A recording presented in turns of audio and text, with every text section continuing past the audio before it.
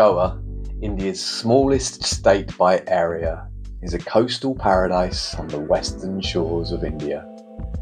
Famous for its golden beaches, Portuguese heritage, and vibrant nightlife, this former Portuguese colony gained independence in 1961, and from the beaches of Baga and the Kalangut to the historic churches of Old Goa, it's a unique blend of Indian and European culture that draws millions of visitors every year.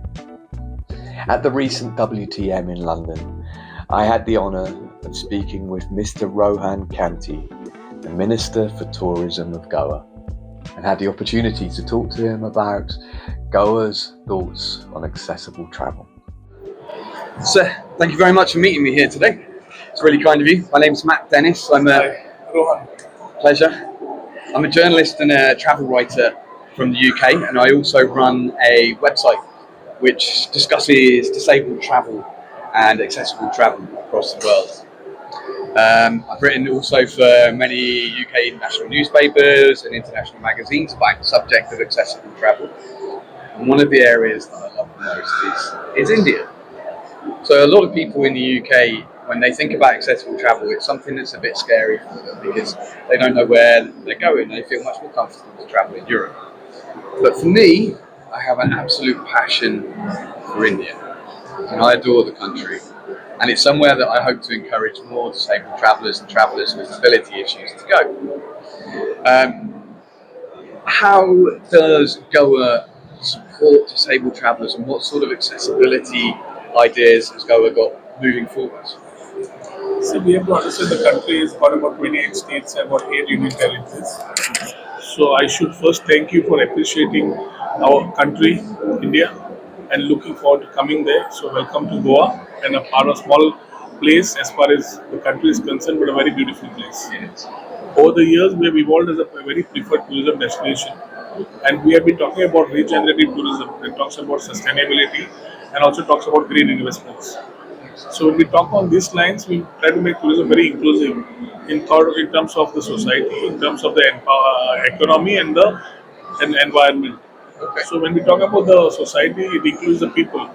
And from the people's per se, we need to ensure that the whole idea of people with disabilities is looking at acceptability and inclusivity. Two things that is very important in terms of looking at people with disabilities. Our government, along with the Chief Minister Dr. Pramod Sawant, has been the first state in the country to start with the initiative which was called as Purple Fest, a festival for 3 days where people from many parts of the world and many parts of the country have travelled down for 3 days. All people with disabilities coming together. You have the convention there where you have people who have been associated by giving them the necessary infrastructure. Also in terms of supporting, in terms of the medical support that people would need. All these things is being discussed there. You have a festival where everyone comes of different age groups, and they have a great time in Goa for 3-4 days. And that talks about a lot of acceptance and inclusivity that which we try to ripple out throughout the country. Our Honorable Prime Minister has been very thoughtful on this particular line, and we as a state also would want to talk about his vision and support it.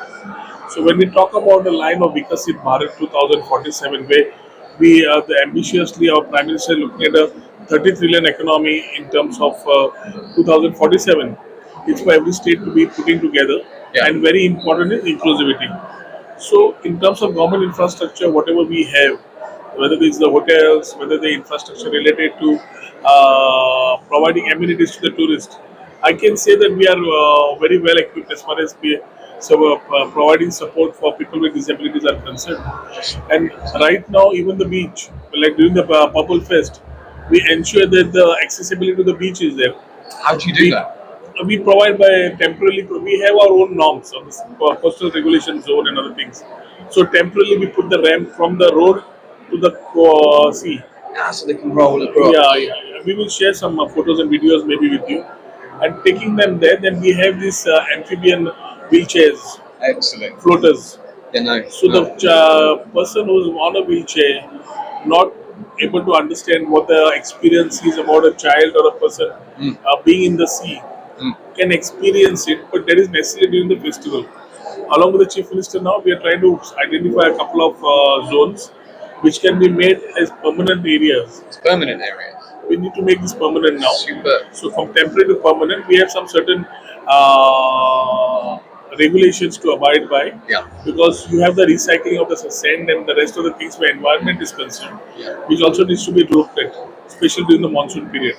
So how to make it a permanent thing is what we are working on. Maybe in this year, Wonderful. we should be able to sort out one or two destinations on the beach. So that's how we have been looking at it at a very micro level, not a macro level. Yeah. And we're trying to put things bit by bit together.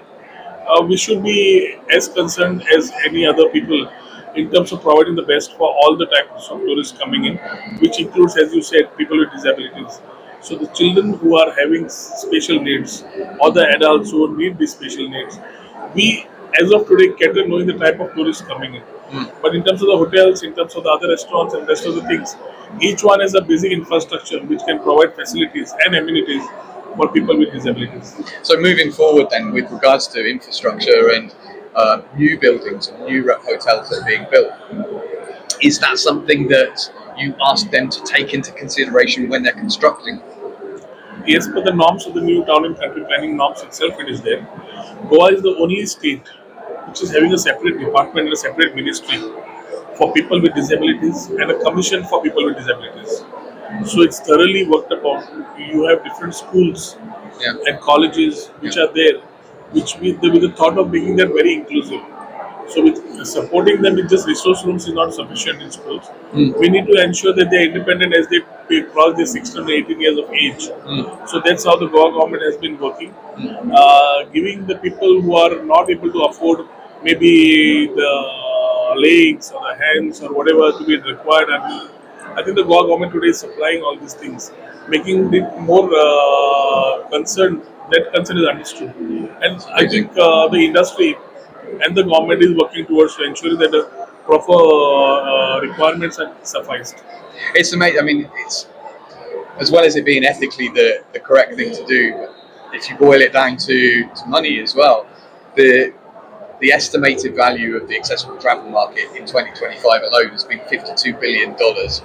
So, you know, from a business sense as well, it makes so much sense to do it, as well as the ethical sense that you're encouraging people to travel and to visit wonderful Goa, to experience what it has to offer for everybody.